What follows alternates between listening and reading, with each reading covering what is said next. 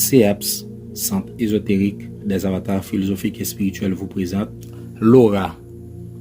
Nous entendons souvent le mot aura, comme dans cette expression, cette personne a une grande aura. Mais connaissons-nous vraiment le sens de ce mot? Et si tel est le cas, est-ce que l'aura est quelque chose d'important? En février 2013, la Russie a été frappée par une météorite. L'impact a causé la mort de plusieurs personnes et la perte de nombreux biens immobiliers et matériels. Les dommages ont pourtant été grandement minimisés par l'action de l'atmosphère de la Terre. Tout comme la Terre possède son atmosphère, nous, êtres humains, nous possédons aussi la nôtre qu'on appelle l'aura. La ressemblance entre les deux est étonnante. L'atmosphère terrestre est le bouclier qui protège notre planète d'éléments étrangers comme les météorites. Tous les jours, des météorites pénètrent dans l'atmosphère, mais la plupart brûlent au contact de l'air. Celles qui ne brûlent pas atteignent la surface de la Terre dans une forme nettement plus petite qu'à l'origine. L'atmosphère est constituée à 5 couches principales d'environ 480 km d'épaisseur.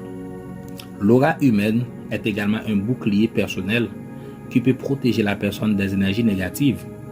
Elle est constituée de 7 couches qui irradient entre 60 et 90 cm d'épaisseur autour du corps. Les scientifiques pensent que sans l'atmosphère de la planète, la vie sur Terre serait impossible. De nombreux experts considèrent que sans notre aura, notre vie émotionnelle serait insupportable.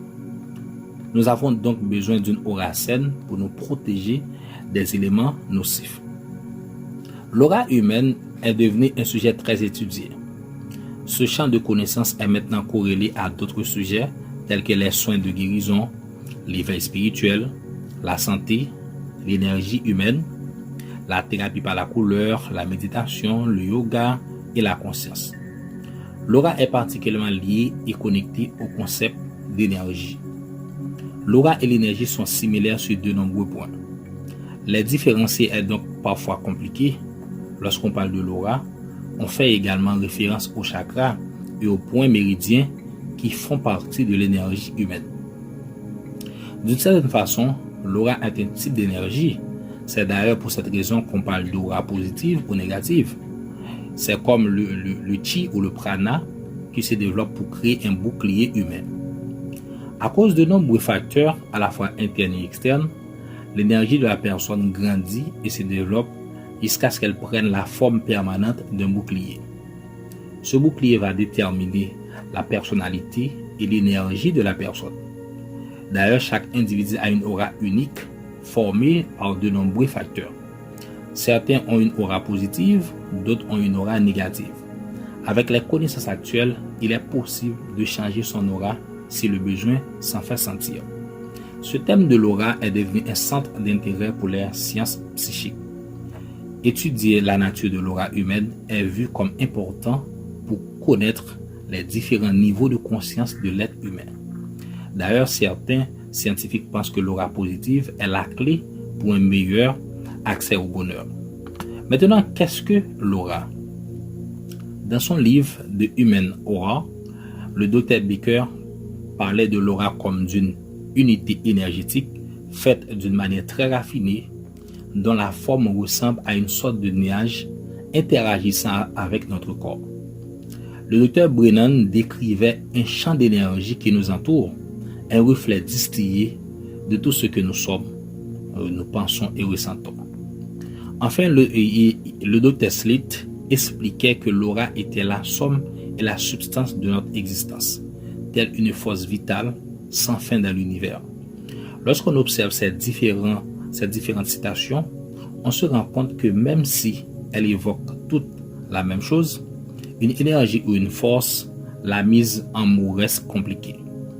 Lorsqu'on parle de l'aura humaine, on fait référence au champ énergétique ou aux particules d'énergie qui gravitent autour du corps humain. L'aura est de forme ovale, comme un œuf. En langage psychique, on parle de yalo.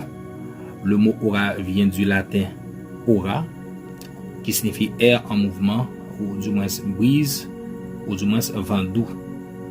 Il est intéressant de noter que la respiration est considérée par de nombreux guérisseurs, thérapeutes et experts de l'énergie comme la source principale d'énergie chez l'homme.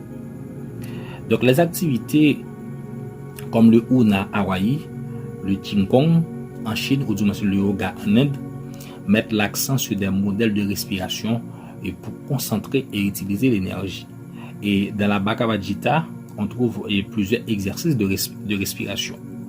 Donc l'aura humaine telle que nous la connaissons actuellement comprend 7 couches d'énergie. Chaque couche possédant sa propre couleur et sa propre fréquence. Chaque couche est liée à l'un des 7 chakras et chaque couleur correspond à l'une des 7 couleurs de l'arc-en-ciel. L'aura est une énergie électromagnétique qui entoure tout être vivant, les humains, les animaux et les plantes. Cette énergie entoure aussi les choses inanimées comme les pierres ou les objets créés par la main de l'homme. Tout objet constitué d'atomes possède une aura. Ce champ d'énergie qui peut être détecté par la science moderne est mesuré par les appareils scientifiques actuels et aussi appelé radiation. L'aura n'est pas réservée à ce qui se passe sur Terre. Elle se trouve également autour de la Terre, du Soleil, de la Lune et de toutes les planètes et étoiles. L'aura est toujours faite de différentes vibrations aux fréquences vibratoires. C'est pourquoi nous sommes affectés par les énergies provenant de diverses sources. Notre système énergétique est connecté à toutes les énergies de l'univers. Il est en perpétuelle interaction avec ses forces. Cela se voit par exemple les soirs où la lune est pleine, elle a une influence sur nous. Comme nous l'avons dit, l'aura peut mesurer entre 60 et 90 cm autour du corps humain. L'épaisseur de l'aura dépend de la santé de l'individu. Les personnes avec une aura négative, ou encore les personnes malades, auront une aura d'environ 60 cm. Les personnes en bonne santé et avec une aura positive bénéficieront d'une aura de plus de 60 cm et dépassant parfois les 90 cm. Une personne en bonne santé a donc une plus grande aura et celle-ci est plus lumineuse que les autres. Elle agit comme un bouclier contre les auras et les énergies négatives. Une aura positive est importante pour attirer les bonnes énergies dans le corps. Notre aura nous accompagne en permanence. Nous marchons avec, nous dormons avec, nous mangeons avec, nous vivons avec. De nos jours, nous savons que l'aura d'une personne n'est jamais la même en permanence, car elle peut être influencée par des facteurs tels que les émotions, l'activité physique, l'activité mentale et même les vibrations sonores. Puisque c'est une forme d'énergie électromagnétique, elle est vulnérable aux autres sources électromagnétiques, qu'elles viennent des humains ou non. Elle est le reflet de l'image électromagnétique de son propriétaire. Elle montre ce qu'est la personne. Les experts disent que l'aura est également le reflet spirituel d'une personne, dépeignant sa nature et sa personnalité. Elle peut aussi mettre en exergue une maladie qui arrive bien avant la manifestation physique des symptômes. Le fait que l'aura soit un reflet de la personnalité, de l'identité et du corps explique qu'elle soit personnelle et unique. Dans un sens, c'est un peu comme une empreinte digitale. Donc l'aura est formée de cette couche qu'on appelle aussi les 7 corps énergétiques que nous allons présenter et dans une autre vidéo et qui se basera uniquement sur les 7 corps énergétiques. Donc c'était ça et concernant l'aura. Ok, nous avons exploré tous les facteurs de l'aura. Donc à la prochaine et dans une autre vidéo concernant les 7 corps énergétiques. Contactez CEAPS au 38 26 54 90 47 19 77 27 40 99 77 74. Email ceaps centre@gmail.com.